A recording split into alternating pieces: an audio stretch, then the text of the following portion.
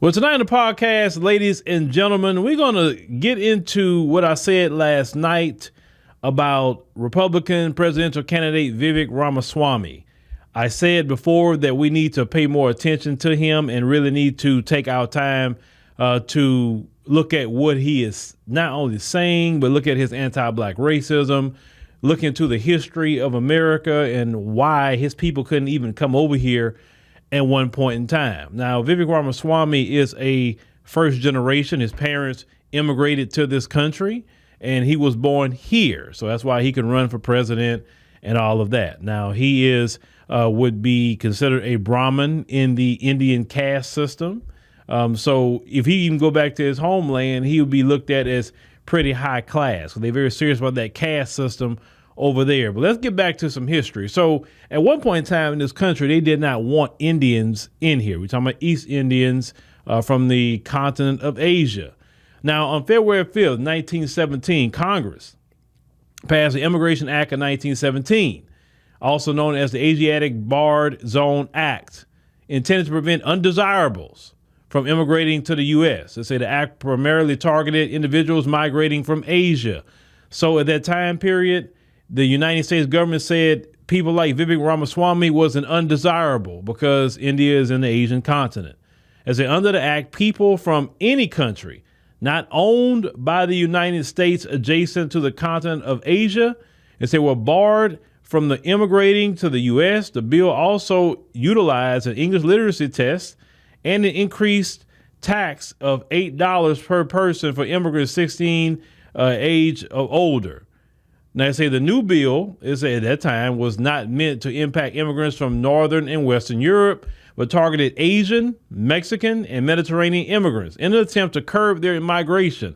As they one author of the bill, Alabama Congressman John Burnett estimated it would exclude approximately 40% of Mediterranean immigrants, 90% of those from Mexico, and all Indian and non-Caucasian immigrants. They say the bill also restricted the immigration of people with mental and physical disabilities, the poor, and people with criminal records or suspected of being involved in prostitution. Say proponents claim the bill would keep burdensome immigrants from entering the country and thus promote the moral and material prosperity of new immigrants permitted to enter. They say the bill remained in law for about 35 years until the Immigration and Naturalization Act of 1952 had eliminated racial restrictions in immigration and naturalization statutes. So at one point in time, this country would not want a Vivek Ramaswamy here. The only reason he got to this country is because of the fight of the Black American, the fight for civil rights, and even just the right to live in this country. He wouldn't have dared came to this country at that time period. Even after they supposedly lifted that ban, Indians did not start coming in greater numbers until about 1975, 76-ish. That's when you start seeing their numbers slowly start creeping up. And remember, in that law, they said that basically they didn't want no poor Indians here or no poor whoever here. They didn't want nobody disabled. They didn't want nobody that had a criminal record. They wanted the top of their country to come here. Now, fast forward to 2023. If you look at a lot of the Indians that they allow to come here to this day, a lot of them are the top of the top Indians. A lot of them come and go to California, Silicon Valley, a lot of IT work, right? If you look at a lot of African immigrants that come here, they pick the people who's the top of the top. They do not get the regular brother and sister from the continent to come here. If you look at it, they picking people from the Caribbean. They want the educated. They want the top of the line. When they come here, right? They don't want the regular brothers and sisters that's back in those countries.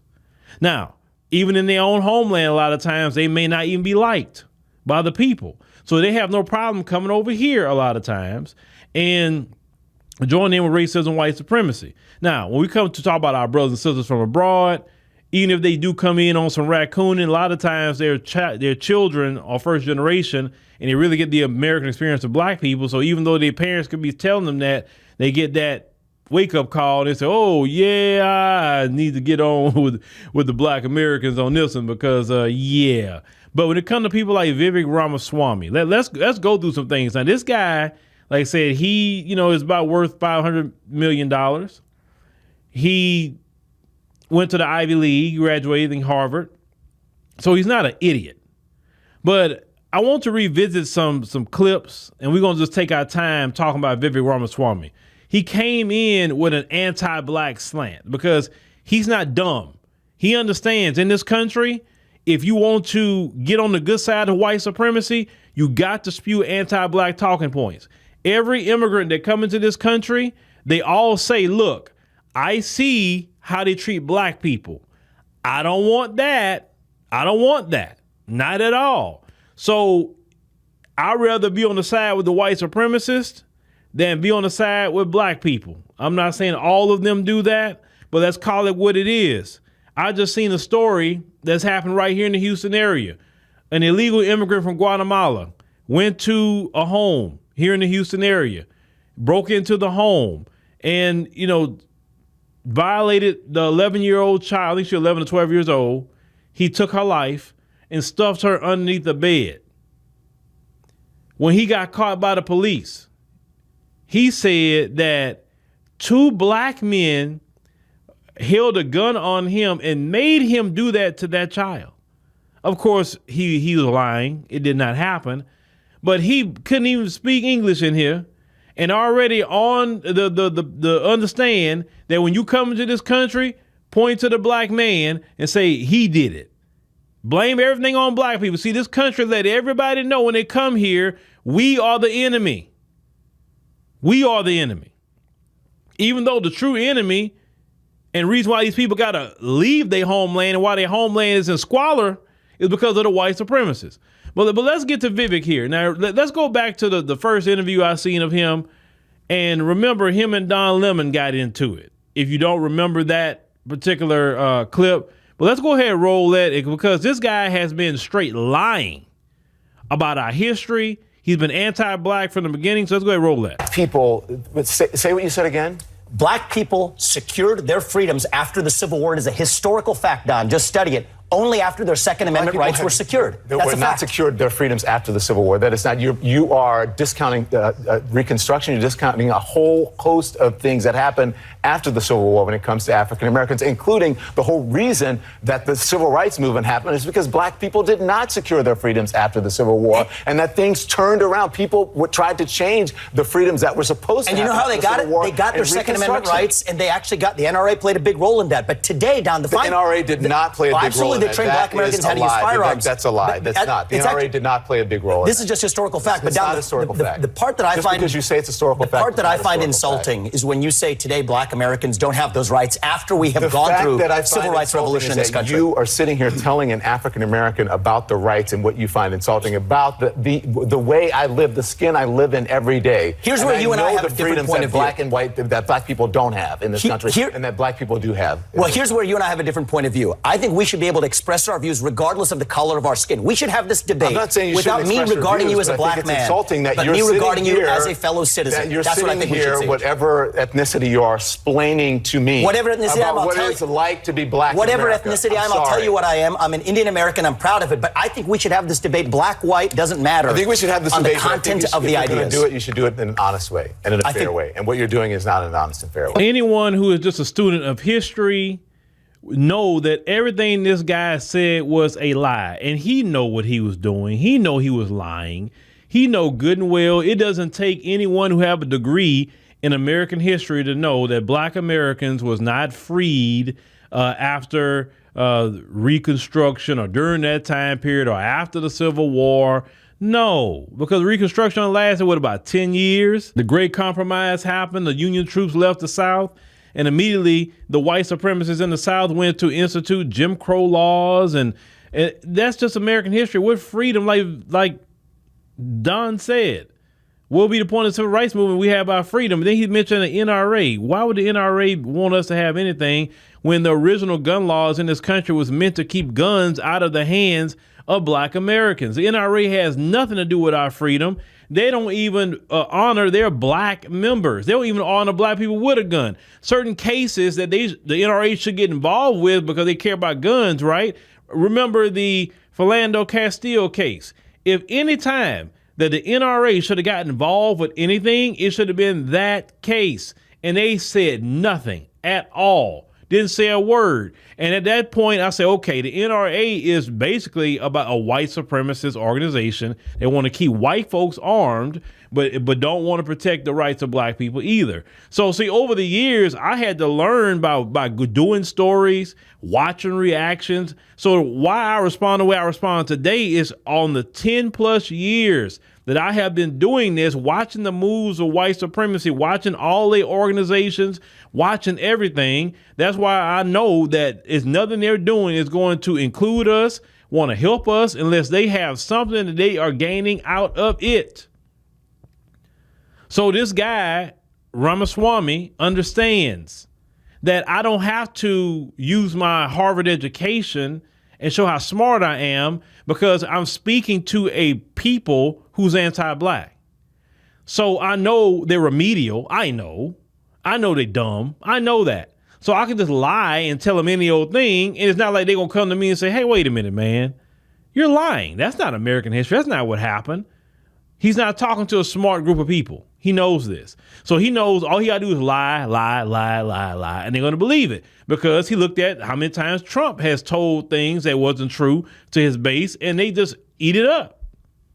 It's just that simple. The only difference with Trump versus him is that Trump knows how far to take it. Trump don't take it to the level this guy takes it because Trump is much smarter than this guy, because Trump been living a lot longer as well. If you're going to lie, you got to be a good one, right? So he started off already attacking us from the get-go, even to the point that Don Lemon, of all people, had to check him. Then let's look at this next clip. So he comes out again attacking Black America. He wants to come out attacking Juneteenth. Remember, it had nothing to do with him. During the time period, his people was in India being subjugated by the British, by the folks. Yet he comes into this country that our people fought for these immigrants to come in here who are non-white, of course. And he remembered that Exclusion Act they had. They didn't want Mediterraneans. In other words, they didn't want Eastern Europeans in here, because in the European world, Eastern Europeans are trash. Bottom line. So they didn't want them in here either. But let's look at that clip about him talking about Juneteenth. Security plan. You said you wanted to have a holiday. You said maybe cancel Juneteenth or one of the other useless holidays. Do you think Juneteenth is a useless holiday? I basically do. Yeah. Do you think Memorial Day, Veterans Day are useless holidays? I don't, because I stand with the presumption of time-tested traditions. Like I said, religion is, I call these things cults. I won't dignify them as religious because religions have withstood the test of time. And so I think that if we made a national commemorative holiday for everything that's important that happened in our history, we'd have no working days left. But I think that the spirit of Juneteenth, we already channel into other holidays, like Martin Luther King Day, like President's Day. I think we can commemorate the spirit of that holiday separately. So I think that we shouldn't have redundant holidays that celebrate overlapping purposes. It should have a distinct purpose. And I think, let's be honest, the reason for making that a holiday was under political duress. It was a political hostage situation on the back of the death of George Floyd. And I think that should not be how we create holidays. We should not create holidays with a cultural gun to our head. And that's what happened with Juneteenth. Once again, this guy is attacking black people. What Juneteenth got to do with anything with his community? His people had nothing to do with anything. They was in India at the time, once again, being subjugated by the white supremacists at that time period. While we were getting free and fighting for our freedom, his people were still subjugated. He's talking like he has some sort of stake in the game. He barely got himself in here. Let's call it what it is. Now, he talks about redundant holidays. And he said that this particular holiday was done under duress. No. Biden and them didn't do anything under duress for black folk. They did this to do some symbolism and to say, hey, this is good enough for y'all. Here's a federal holiday. And Juneteenth is about the freedom of black people. We don't have no other holidays talk about the freedom of black people. Martin Luther King is about Martin Luther King. It's not about the freedom of black people off the plantation fields of America. So this guy, like say, he just repeating stupidity. He's dumb. You got that Ivy League education. Like I say, you got to be dumb on purpose because you can't be this dumb. What you got to understand is you're not the folks. See, they can get away with that. But at the end of the day, you're going to learn. And see, what's going to happen is you're going to have black folks on you. And it's time for us to get on you because you're doing too much. Even all the other Republican candidates not doing what you're doing. Now, of course, DeSantis, yes, he's doing a whole lot of things too, but DeSantis is already up a creek right now anyway. But black folks got to get at you too because you're doing way too much. Even the other white candidates aren't saying the things that you're saying. You just purposely saying, you know what, I'm going to be anti-black because this is the way to the top. And this is why you have immigrants coming to this country and join anti-black racism because in their rabid mind, they feel this is the way to move up to the top, attack black folks, people that didn't done them nothing, people that didn't subjugate them, people that didn't enslave them, people that didn't take their resources, people that didn't disrespect their people, violate their women and children, take away and harm their men. We didn't do anything, but yet we're the enemy. There's a whole lot of issues you could be discussing. If you want to talk about conservatism, talk about it. No issue, no problem with me. But why you got to home in on black folk? Juneteenth don't hurt nobody, be honest with you. Hell, that's a giving people an extra day off with pay, federal holiday. So why is that a problem? Because you don't want black folks to have anything. That's really what it is. So because of the way they act about Juneteenth is why I'm saying, okay, yeah, we got to go real hardcore with Juneteenth now. But so you have this guy who would have never been in this country if it wouldn't be for black folk, but saying black folk don't need a holiday. And you mentioned Memorial Day, dummy. Memorial Day got started by black Americans because we got together to commemorate the soldiers that fought in the Civil War. We started Memorial Day. So go ahead and make sure you take that away too, because black people started that. But see, if you was a student of American history, you would know that. So take away Memorial Day. Might as well, we created that holiday too, right? Take away Martin Luther King, right? Take that away. But let's go to what I really want to get into. He's really went off the deep end now. So Representative Ayanna Pressley was basically calling him out. And I want you to hear exactly kind of what she said, what she's right about. But his response to calling out his Uncle Ruckus behavior, right?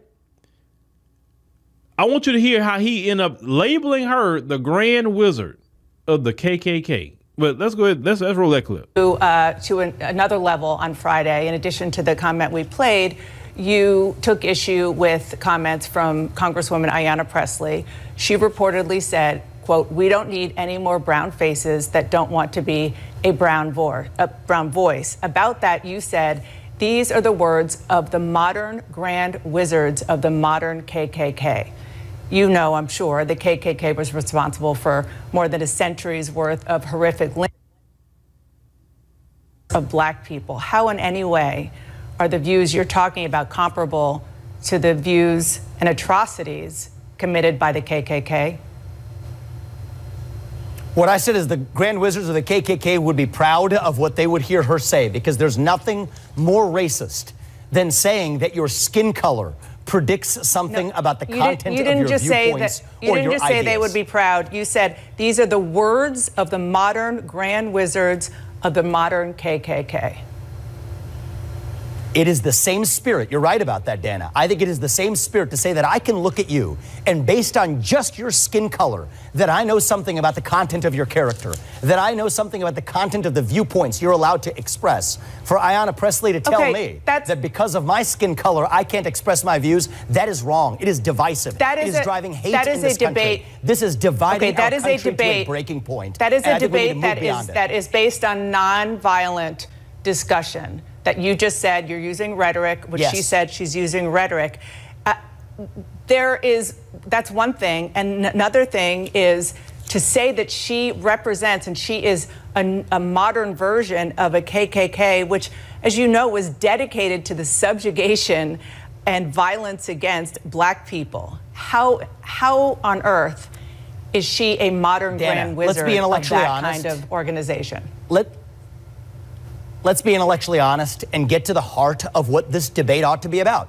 There is a worldview that says that the remedy to past discrimination is present discrimination, that if you're black or brown, you have to have a particular point of view.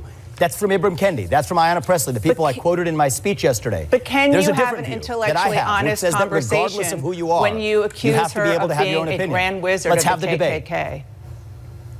Can you have that intellectually honest discussion with that kind of rhetoric? Yes, I can, Dana, because the point I'm highlighting is that even the people who, in good spirit, we all agree that the KKK was an awful organization that is a toxic stain in our national history.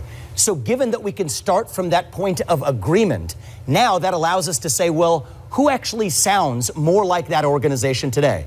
The people who are calling for more racial discrimination on the basis of skin color. So yes, I think that is an intellectually useful starting point for a provocative discussion that we need to have in this country. The whole point. That fool will call Representative Ayanna Pressley the modern day grand wizard of the Ku Klux Klan.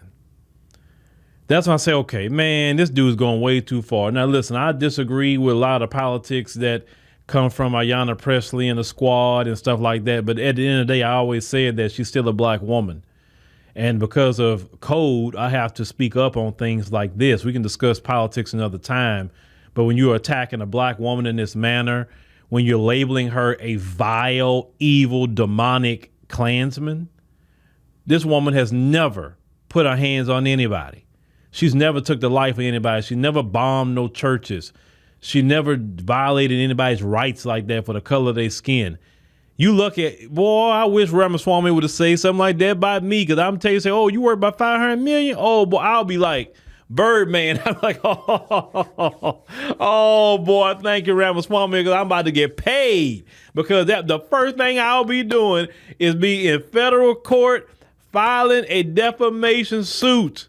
I'll be filing it with the quickness, and I will win that so easily, because he says she is the modern day KKK, a grand wizard. He said that. And because he used the term she is, that means he labeled her and defamed her, and so she can get paid. Ayanna, go to federal court and file, say, $75,000, $75,000, and get him. Because see, people like him, if they got money, oh yes, you got to go sue. You got to get that. Oh, I wish he'd say something like that about me, because I'm like, I'm about to dip into that 500 mil. Oh yeah, cause you definitely got to cut a check over here for run off at your mouth. But this guy went from, as you heard, lying about history, just lying, don't know anything about American history, attacking our, Juneteenth, attacking, when we talk about our freedom and celebrating, right? Then he's out here trying to label us a vile organization that was just so evil to black people. What's next? Are we going to be a Nazi next? Is that what it's going to be? I mean, this guy is just going way too far with the situation. So with this guy, we got to be on him, like as I said before, constantly. This is also why a lot of black Americans say, yeah, I'm good on immigration. I'm good. Now, I want somebody to go ask him about immigration, right? Because nobody's pressed him about immigration yet. Because I haven't heard him mention immigration at all, because that's how his parents got here. He wouldn't be here if it was me for immigration. So anybody out there that can question him about immigration. Question him. Because that's why a lot of black Americans say they're so good on it now, because look at what we're dealing with now. Look at it. We fought for everybody else to come over here too. And what would they do? They get into this country, join the white supremacists, and attacking us. And we didn't do crap to them. We sit up here like, why you messing with us, bruh? Like, what we do to y'all? Like, every time you look up, some group is attacking black folk. I got a video that's going to be putting out on African Diaspora about the Samoans. Got an anti-black slur for us too. Like, what do we do to y'all? Like, every group got some name for black folk. And then when you ask them questions, what do we do to y'all? They can never answer nothing. They can't say, we took your island, we took your land, we took your resources. We haven't done nothing to none of these people. And they hate us. That's why I say it is straight demonic. It is demonic, the hatred people have for black people. And it makes me remember the Bible that Satan will be allowed to go into the earth for a time and deceive the whole world. It has to be Satan through the folks deceiving the world about us, because that's kind of what it is. We are the true children of God, because didn't the scriptures teach that the true sign that you are the children of God is that they will hate you without a cause? Look at all these groups of people that hate us without a cause. We haven't done them nothing. The people they should be having the attitude toward, they love them. But the true people of the Lord, they have a hate for. And they go out, either the white supremacists or anybody else that attack us, lie on us, whatever, we still here. We still here. We not gonna die. We gonna multiply. And what's happening right now, even look at what's happening in the world.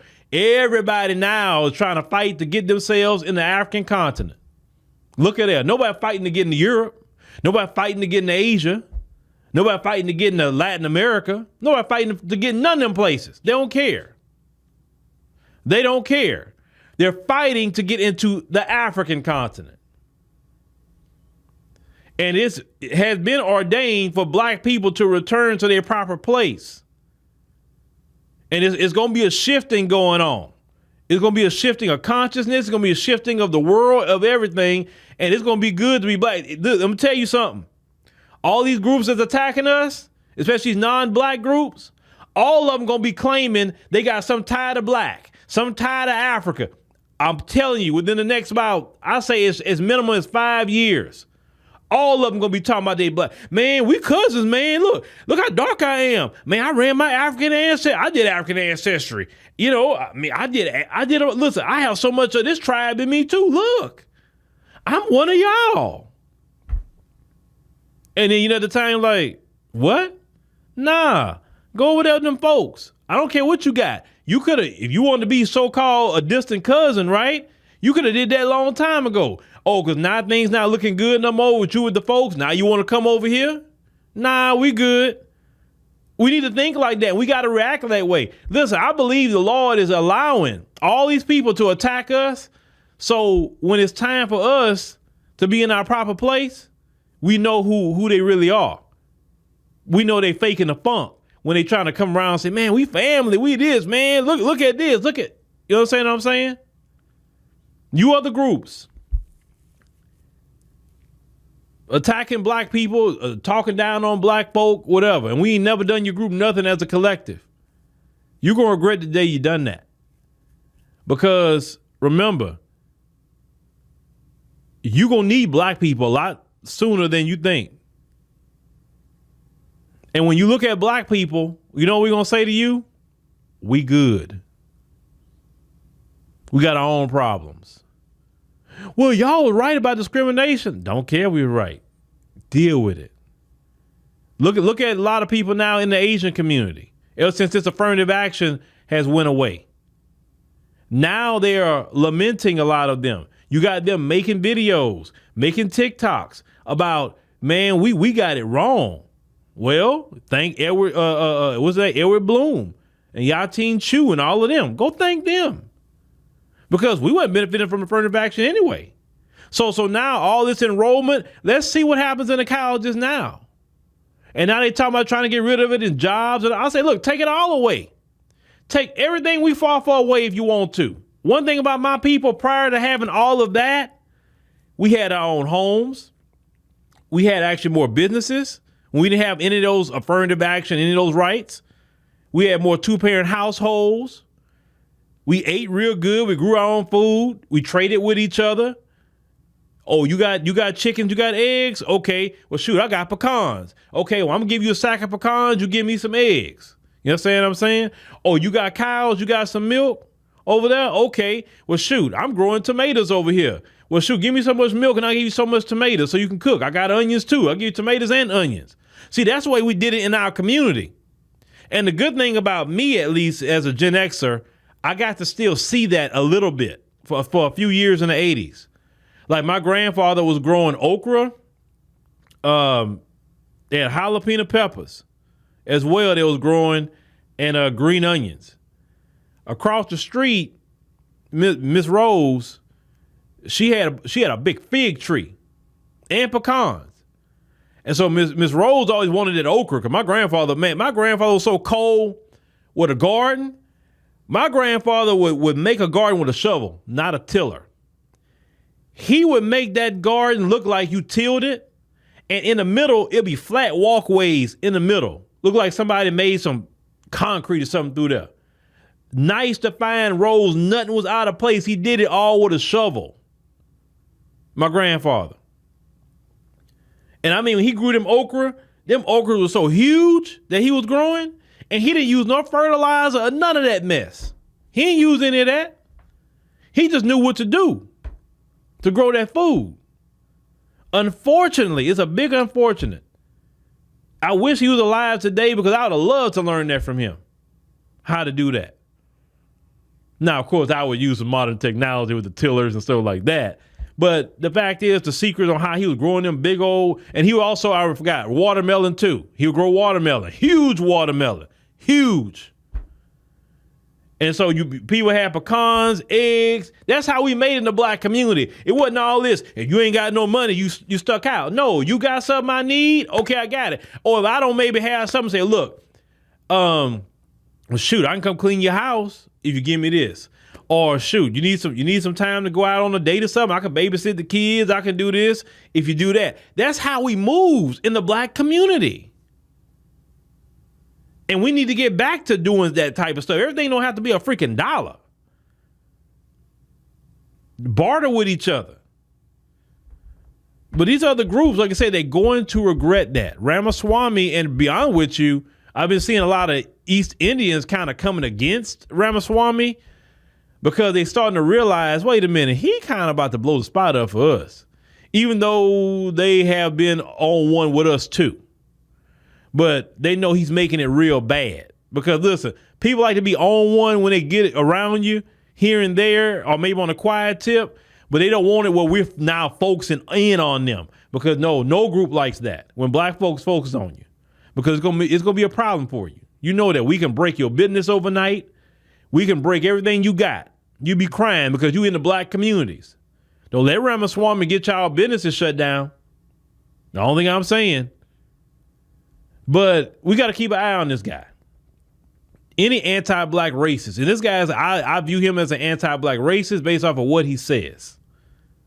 He has a venom for black people. We haven't done him a freaking thing. I know he don't live around black people. He don't interact with black people like that. I know he don't. He tried to play this game of go and get his hair cut. I wish them brothers would have known who he was. Because trust me, he wouldn't have been in there that long. Or jack his hair up on purpose. That would have been a funny part.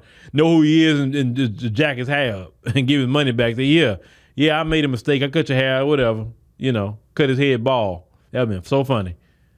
But y'all let me know what y'all think about Vivek Ramaswamy. Keep an eye on him.